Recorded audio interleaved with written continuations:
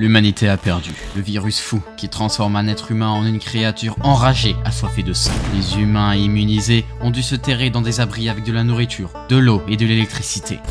Au fil du temps, les étagères se sont vidées de leurs conserves. L'eau potable vient à manquer et les coupures de courant sont de plus en plus fréquentes. Nous sommes donc sortis en dernier espoir et avons été accueillis par un monde irreconnaissable et en ruine. On a réadapté ces dernières, construit des défenses et réussi à créer un petit bastion de fortune au milieu de ces terres désolées. Mais est-ce que ça va durer face aux infectés qui sont tous de plus en plus nombreux? Nous allons renaître de nos cendres et rebâtir ce que nous avons construit en tant de siècles. La civilisation humaine renaîtra.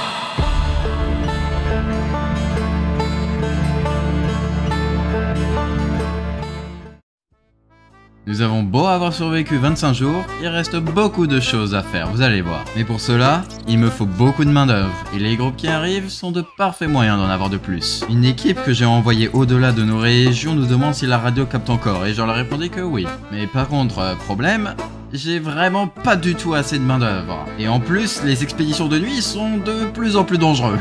Mon groupe d'escouade vient de se faire jump par 3 groupes d'infectés. C'est quoi ce délire? Donc pour l'instant on va plutôt se rabattre sur les bâtiments aux alentours pour être sécurisé. D'ailleurs une de mes équipes s'est fait, comment dire, emprunter par un groupe de pillards. Ils les tiennent en otage. Très bien.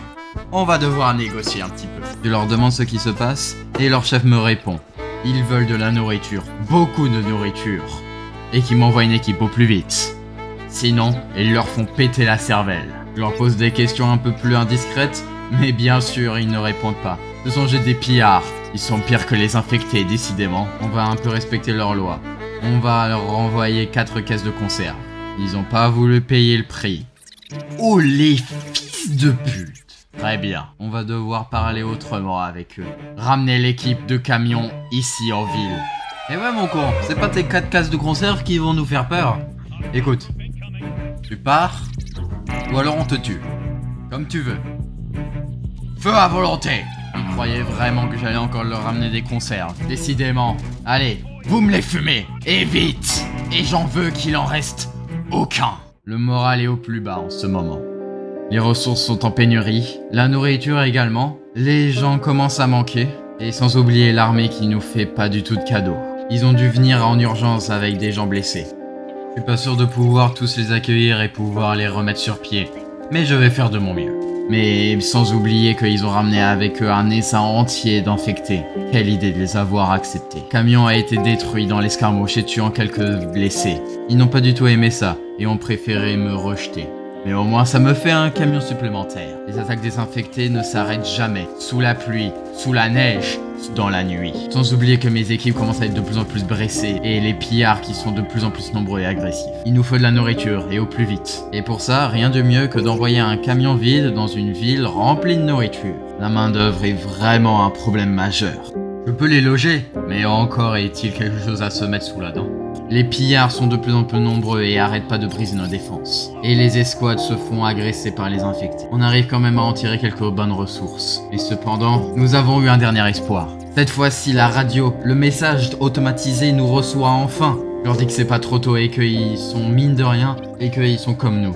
Ils veulent rebâtir l'humanité à partir des ruines qu'il en reste. Je leur demande où ils sont et moi aussi je leur dis où ils sont, histoire de faire confiance. Ils me disent qu'ils sont mine de rien pas si loin que ça. Je vais pouvoir envoyer une escouade sous peu. Mais c'est vachement loin et au milieu de nulle part. Je sais pas ce qu'il faut retraiter ici. Pour l'instant, mieux vaut rester à looter des bâtiments aux alentours. Il y a pas mal de nourriture mineure dans ces bâtiments et les infectés peuvent être repoussés sans grande difficulté. Surtout avec le camion qui est un véritable tank. Mais les fortifications faiblissent. La neige est là.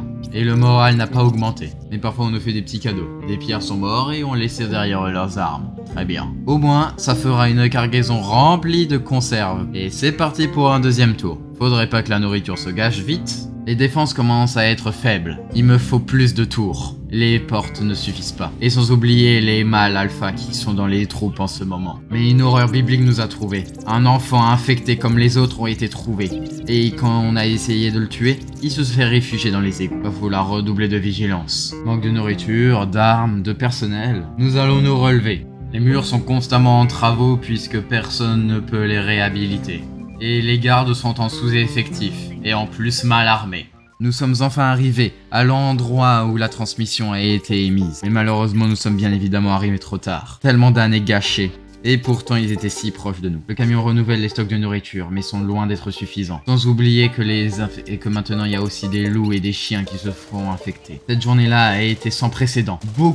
Une bonne douzaine de groupes d'infectés ont été aperçus et ont chargé vers notre bastion. Nous avons réussi à nous relever, mais bien évidemment, on ne fait pas d'omelette sans casser deux.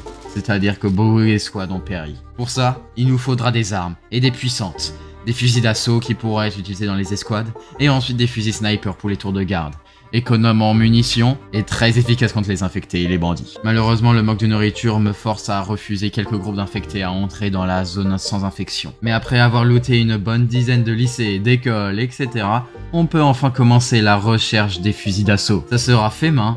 Et ici même, les infectés se font repousser de plus en plus rapidement, à croire que les infectés faiblissent en nombre. Les chantiers sont enfin en train d'être finis. Mine de rien, c'était qu'une période creuse. Les défenses doivent être augmentées au plus vite. Les groupes commencent à affluer, nous pouvons enfin les accepter. Les murs commencent à être agrandis, des murs en briques solides qui devront être érigés au plus vite. Le stock.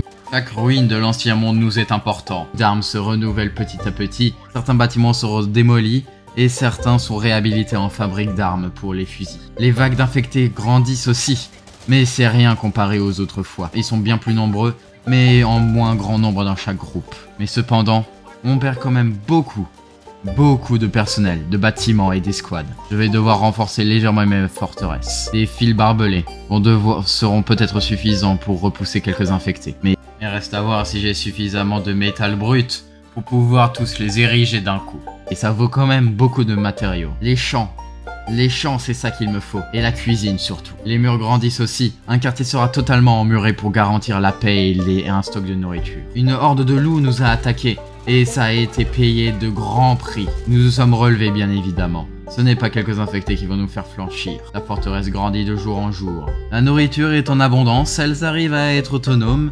Il est l'heure donc de recruter encore plus de personnel. Beaucoup de bâtiments sont démolis, modifiés, réhabilités, et certains sont même complètement rasés de la carte pour laisser place à beaucoup d'espaces communautaires. En plus, ça nous fera pas mal de ressources. Et cependant, les infectés sont toujours dans les parages. Les fils barbelés sont construits de plus en plus vite.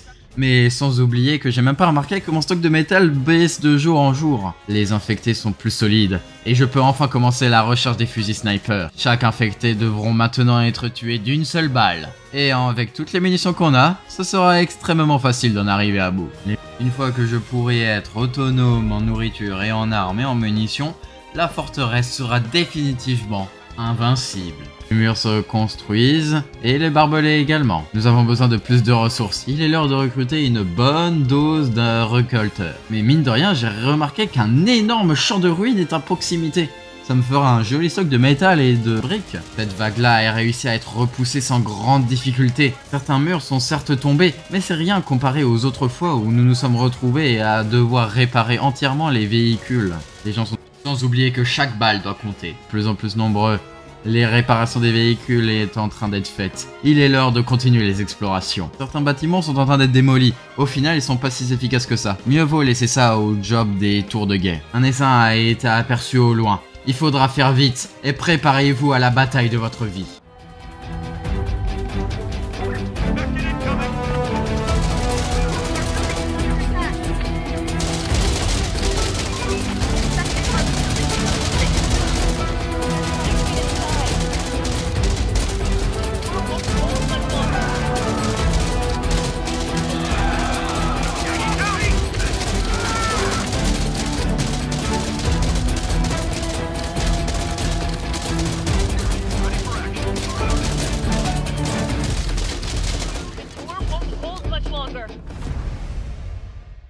La bataille a été payée à un lourd prix, certes, mais ça ne m'a appris que nous devons jamais baisser les bras.